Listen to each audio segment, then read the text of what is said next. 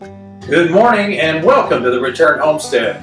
My name is Mike and my wife Marty and I homestead 50 acres in southeastern Kentucky. Today we're back in our 2001 Fleetwood mobile home. We are doing a complete remodel and we're back in the kitchen. We bought some cabinets several weeks ago and we've finally gotten the countertops to go on top of these. It's time to lock these things down and get those counters in place.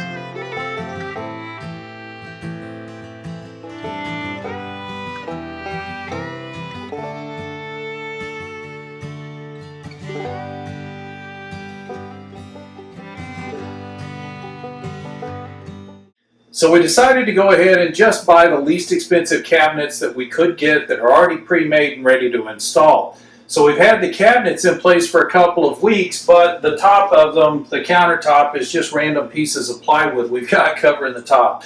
So we've gotten the countertop purchased. We are putting a butcher block countertop in, and with that countertop we can now finish this job. So we're excited to go ahead and get these cabinets attached to the wall, get everything leveled up, and get it ready for the countertop. So all we have in place right now are just these pre-built cabinets, and we've got 3 units. There's a 3-drawer stack 18 inches wide next to the sink, which is 36 inches. And then we have a 32-inch cabinet with a drawer down on the end on the other side of the stove. We've also got the stove in place. This is not the permanent stove. This is the one from the other house, but we needed a place marker, something to hold everything stable while we get everything installed. We'll replace that stove later. Same is true of the dishwasher. So we have the right size dishwasher, so we're going to leave it in here for now. This one does function. It's just a little bit on the loud side, so we'll probably be replacing that dishwasher as well. But it does hold a good portion of the countertop. So on the dishwasher, we will have to figure out how we're going to attach the counter. So we need some sort of a cleat back here on the wall that the counter can rest on, and we'll probably put one on this side as well. That'll give us a place for the counter to sit down on top of, above the dishwasher. Everything else is pretty straightforward. We'll lay the countertop in after cutting a hole for the sink. We'll drop that sink back into place. I will have to modify some plumbing because we're going to be lifting the sink up. If you remember from our previous video, the water hose is just barely long enough to reach down to the valve. So we're going to have to extend those valves up a little bit. So there's a little bit of plumbing work, a little bit of electrical work, and a whole lot of carpentry to get that countertop laid in here. So we're going to get busy getting these cabinets attached to the wall where they need to be, get everything leveled up, and then we'll get on to the countertop. Now, there's a lot of different ways to install these cabinets, some of them more detailed than others. I have installed cabinets by first attaching the boxes together. So you attach these front faces so that everything is perfectly square and level and tight, and that makes it easier to get things mounted to the wall. It's rare that you're going to find, especially in a remodel, a floor and a wall that are perfectly plumb and square and everything's going to fit nicely up against the wall. So I was actually a little leery of doing that in this case. So we're not securing the cabinets together. I'm going to secure everything to the back wall. We're just shimming up and lifting up where we need to make sure that the surface is level and that we're level from one cabinet to the next. As long as we keep this level, the countertop will press down on top of this. If we do get anything that's a little off or wonky, we can always stick a wedge underneath the countertop before we screw it down. So we're just going to keep working here. We've got the sink already secured, just putting some screws into the studs. We've got it positioned where we want it. We're completely level across the top of the sink. So that's nice and well anchored. So we're going to move on to the next cabinet, see if we can get it attached to the wall. So this is another great use for diagonal cutters. If you're needing to make a shim a little bit thicker, you only want to use the tip of the shim. Diagonal cutters do a great job of trimming this off so you get a nice square edge, but it's the thickness that you're needing. So we are trying not to make this project any more difficult than it has to be. We're trying to get this front edge of the cabinets matched up. They need to be level across the top because your countertop sits on here. We're trying to keep them at least level as far down as we can. The floor is not perfectly level. The wall has got some wrinkles in it, so there is a lot going on up here. that's making this difficult. But we got it all wedged up, just sticking shims up underneath it. And you can see here, we are right in the bubble. So we got that leveled off. Got a few screws stuck in the back here. And just put a whole line of screws going down. I've only got one stud to attach to, so I did put plenty of screws in there. So that's our kitchen sink attached, and then the drawer stack next to it also attached. Then the stove will go back into place, and that'll show us where we need to position this last cabinet. So this cabinet stands alone. It's just on the other side of the stove, and everything's perfectly level. So when we put it in its position, it's leveled off nicely. We've got quite a few pots and pans in there too, so it's already well weighted down. So it looks like this is good to go. All we got to do is throw a few screws into some studs and we'll be all set. So getting these cleats set is not that complicated. We just found some old wood that was laying around out on the porch. It's just a piece of scrap wood, nothing fancy. It's wide enough to hold the edge of the countertop when we put it up there. And then I just marked off holes where the studs were, drilled some pilot holes, and we're just working on getting the screws put in. We just lay the level across the top of the cabinets, and that's going to give us exactly the same level as the cabinets are. So everything should sit nice and flush, and it'll be well supported on that side. We don't necessarily need to screw it off on this end. It's going to be screwed off here, and the countertop is extremely heavy. It's not going to move easily. Well, this one's a little more complicated because we've got to get this cleat mounted to the wall, and we want to make sure it's still level with the cabinets, but also level with the board in the back. And the one in the back is easy if Marty will just hand me a bullet level. And the one in the back is easy. I can just use a bullet level going across the corner to make sure we're level on this back side, and then the big 6-foot level will show me I'm level on the front side. And once again, we're just using a scrap piece of wood to do this work. We've cut the cleat to 22 inches, knowing that we have a 25-inch countertop, so that's going to hang well past the end of the cleat, meaning that we don't have to hide this in any way. So I am taking my time here. These are relatively expensive things, these butcher blocks.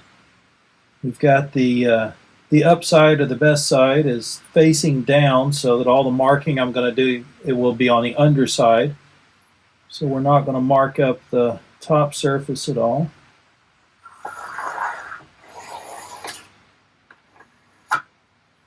We just need our cut line on there. Ideally, in order to make this cut the best possible way, this would go on a large table saw, and I'd use some sort of a cross-cut sled to hold the wood in place so that we got a nice straight edge on it. Another option would be to use a track saw if you have one. I don't have a track saw. Don't have the resources to go out and get a track saw right now, so we're going to have to freehand this cut.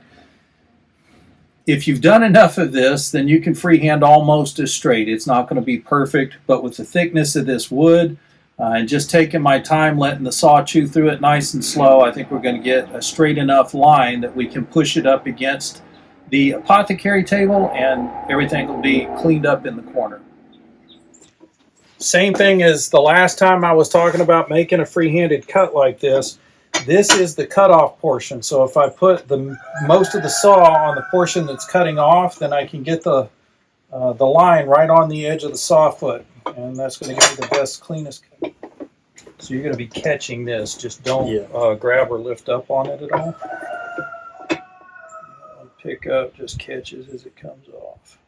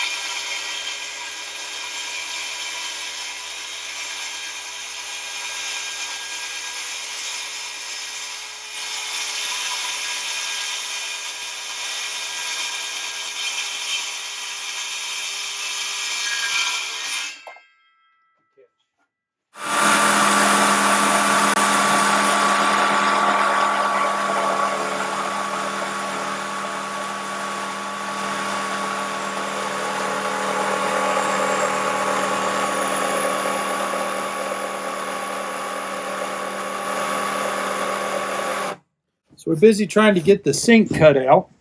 We're using a jigsaw for that. All you gotta do is put a hole in. So use a drill bit, about a 1/2 inch drill bit's usually big enough. Put a hole near the one corner that you're gonna start working from, and then you'll be able to get your jigsaw in and you can cut the line at that point.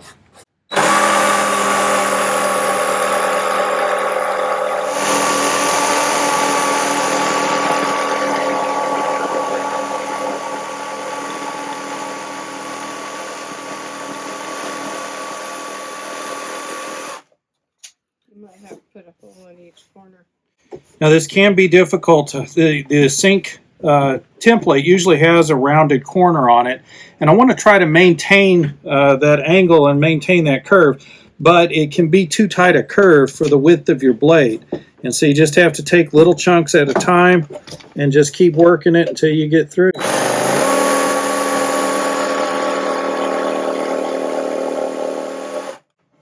So you can see I came a little bit further in, and this is going to give me a much wider curve to work with in order to curve the blade through there.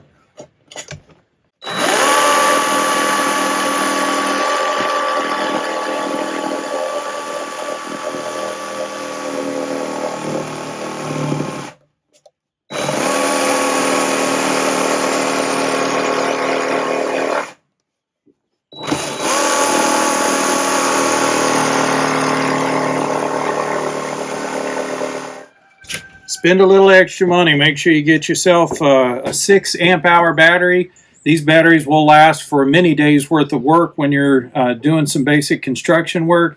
If you don't get the 6 amp-hour battery and you just use the small little 3 amp that comes with the machine, you're going to end up having to recharge the battery every 5 or 10 minutes, especially on a big cut like this. I can already hear the battery starting to wind down, so we're going to grab the other freshly charged battery.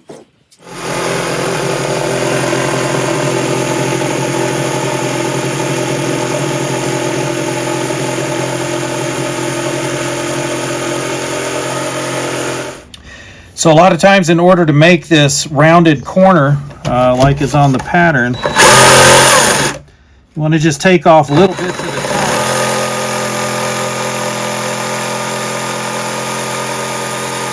time. Cutting out these little notches, and that's going to make it easier for the saw blade to move through that curve, and then I should be able to get those nicked off pretty easy.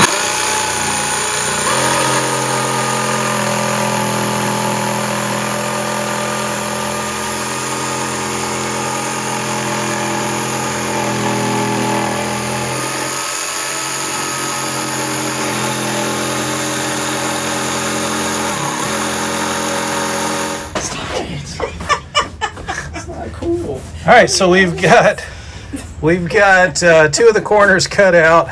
We're getting ready to do this big long section here on the back.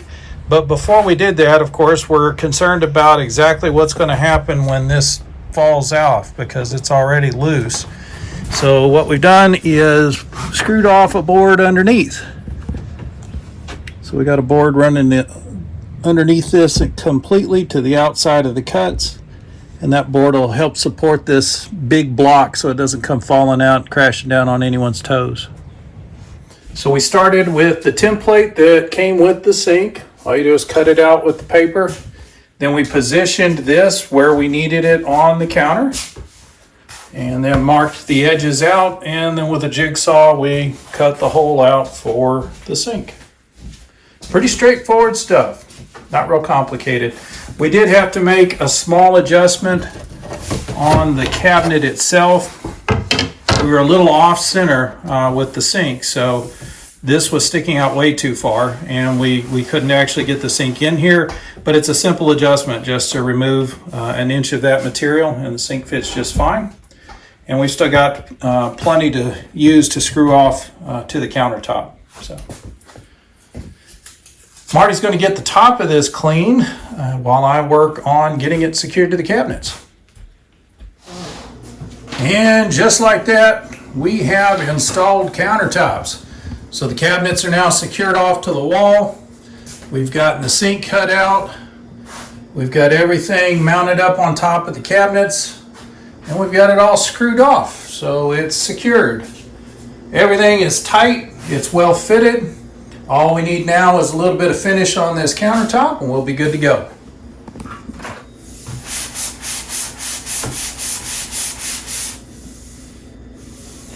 Marty is checking for any rough spots that are still on the surface, and we're just hitting that with a 120 grit sanding sponge just to make sure we've got as smooth a surface as possible. Today we're going to be using Rubio Monocoat Oil Plus 2C. So this is a two-part mixture. We're using this on the recommendation of Jason from Sow the Land. So if things go seriously wrong, it's Jason's fault. If it looks beautiful, thank you, Jason. We appreciate the heads up on this stuff. So this is a linseed oil product, so it's really easy to work with. You really just need to make sure all of the exposed wood gets some of the linseed oil on it. And it's got a hardener in it that's going to cause everything to seat up nicely. Just pour a little bit out and then get busy spreading it around.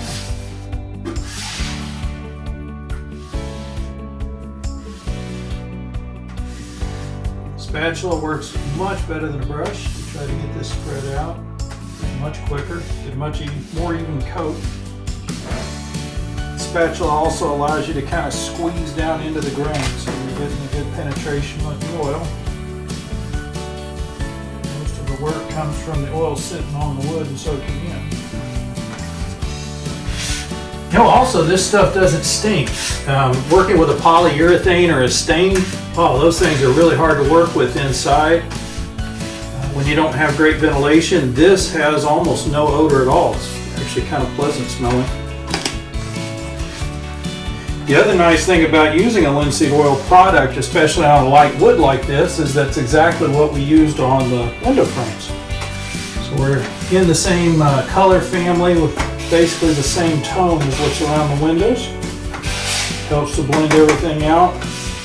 Make it look like there was an overarching plan and everything, which there was. Marty works really hard at figuring out the artistic part of this. Making sure that what we put together looks good in the end as a finished whole.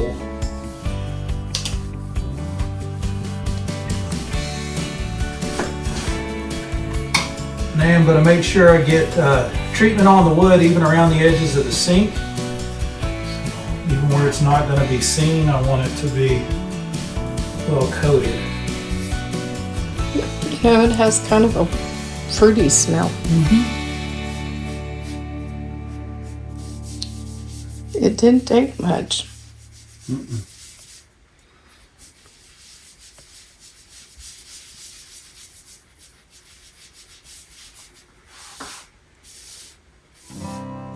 Now, isn't this just one coat and we're done?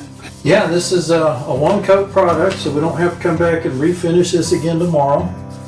We just get this coat on, let it start to dry, and then we'll wipe off any excess and then let it sit. Needs 12 to 24 hours to set and cure completely. And they do recommend you wait at least 4 days before you start cleaning it with water.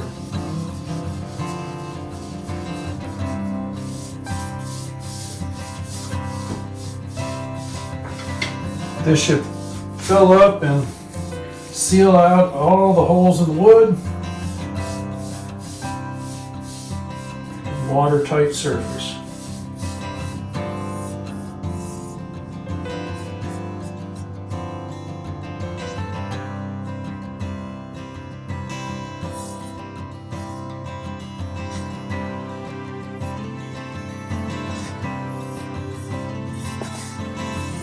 See any place I missed?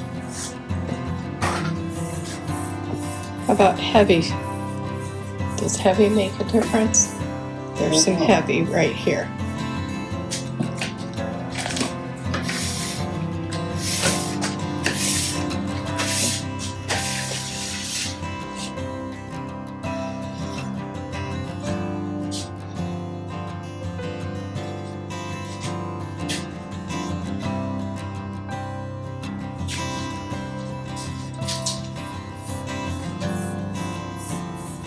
I don't think it will. I don't think it should. It'll soak in. We're going to wipe it all down with gray.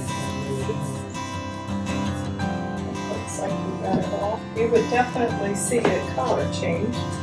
So yeah.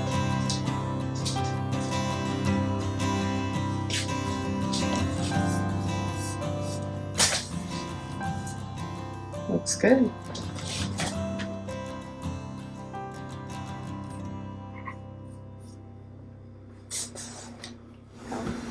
Well, that's pretty much it for tonight. We're just going to get this Rubio monocoat on here. We do need to allow enough time for the linseed oil to dry up before we do anything else. So this is kind of it. Once we get this smoothed out and we're happy with the finish we've got, we are done for the evening. We do appreciate you joining us on the Return Homestead today. If you haven't subscribed to the channel yet, please take a moment to do that.